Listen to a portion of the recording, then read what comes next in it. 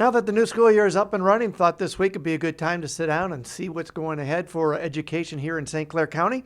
So we're talking with the superintendent of St. Clair County RESA, Dr. Kevin Miller. And Dr. Miller, we're talking budget yesterday, and I know as the superintendent, those are one of the key pieces you guys deal with all the time. But we had the Great Recession, 10 years or so ago, and property taxes took a huge hit. Of course, we've got this thing called Headley Amendment in Michigan. How's that impacting our schools? It's had a huge impact on schools, not so much on local school districts' daily operations. It's been on the separate pots of money that are dedicated from property tax revenue. And I'll give you two examples from a RESA point of view. Our administrative budget here at RESA is generally supported by Section 81 money from the state budget. So we get our allowance, if you will, not per student, but it's just a general allowance from the state.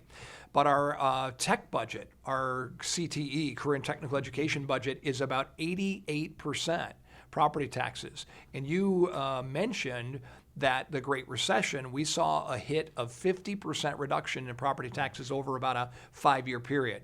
The problem is with the Headley Amendment, we are not allowed to recover at the same rate that we lost. We lost that 50% over a couple of year period.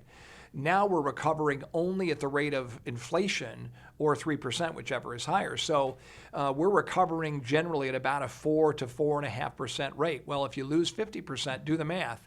That's 12, 13 years that it takes us to get back the revenue that would have come in from taxes, say, in 2007. That's got to be a real challenge for the districts, especially with their sinking fund or bond issues like Port Huron's just completing, and of course, like what you said for Tech and Woodland. And Woodland, as you mentioned, Woodland's about half of our budget is property tax supported, and we have a dedicated tax for special ed in our county, which also impacts transportation.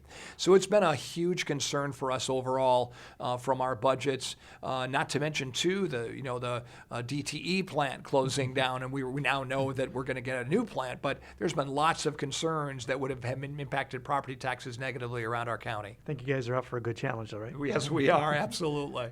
We'll be back with more tomorrow. For Dateline Schools, I'm Terry Herring.